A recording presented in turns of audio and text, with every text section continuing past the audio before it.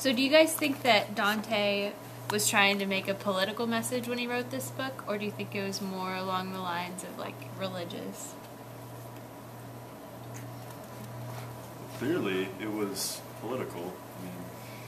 I mean, he stuck so many people from history in hell because he felt, or he disagreed with what they believed. Like, he put different popes in hell because he didn't believe in what they were doing. So, I mean, I just think it's political. It's his way of getting back at the system. I thought that putting the popes in hell was a way of saying that there was corruption in the church, and that popes are sinners too, in a manner of speaking.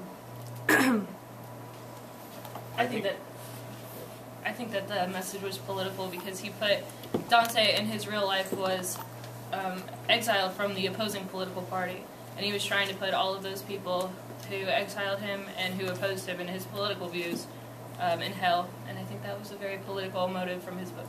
Do you think maybe one of the motives could have been, like, morals, because he ranked all the levels of hell? I think so. And I can't say that the book was purely political because there's so much religion in it. He didn't have to make the book so religious, but he did. And I think the reason he put so many popes and just so many religious characters in there as well is because he wanted to say, like, the church has fallen from the place where it was supposed to be. And because political stuff has become a part of it, it's corrupted the church.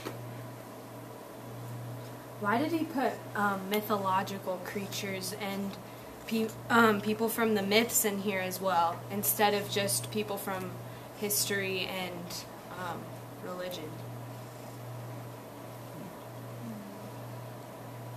No idea. Okay. I actually had something, I just didn't want to take so many comments. But my thought was that he was kind of saying to all these other religions, like, yeah, you guys worshipped these gods, but, like, God is bigger than all of those, and they have to, like, serve him in hell, and they have all these positions, but they're all under him. So that's kind of one point that I got. I took it as, since Dante is the beginning, like, the Italian Renaissance, he glorifies Rome and Greek, and so he included the myths because he's proud to be descended from Rome and Greece. If that makes sense. And so he's trying to, like, tie into his past that Italy is a great country because they descend from those people. And that's why he included them, even though Christianity doesn't include them. I took it as he used some of them as examples that people would know, like Ulysses. Everybody knows what he did. And if he just took some random person off the street, no one would know who he is or why he was there. So he took people who people would know what they did and why they would be in that certain part of hell. So why did he put poets that he didn't like because they did something to him? Not everyone knows that they did something to him. But they're not myth, they existed. I know, but you said that he put things in hell because you can't just take an ordinary person and know what they did. So I was just asking if you thought that for everything. Maybe it was just because he didn't like them. But I think he used the myths just to help emphasize why that part of hell, or what that part of hell was. And you bring about why he put those other poets in hell.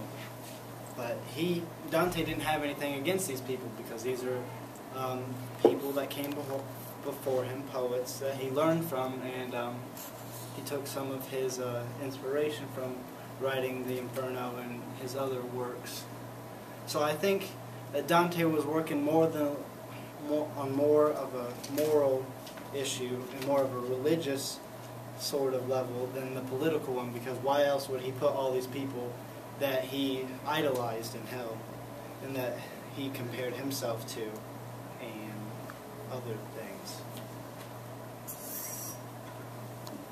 I think the moral and the political statements are connected because he's making a comment. He went through so much political upheaval that defied things on both a political level and a moral level. So I think, like, the religious aspect and the political aspect, like, they just tie in together. But I agree with what Michael said. And going back to, like, history during that time, like, it was a time when religion and history were, like, so meshed together, and that's what he's trying to, like, I think that's what he's trying to say. Like, he wants them to be separated, and he wants a time when politics and morals don't clash.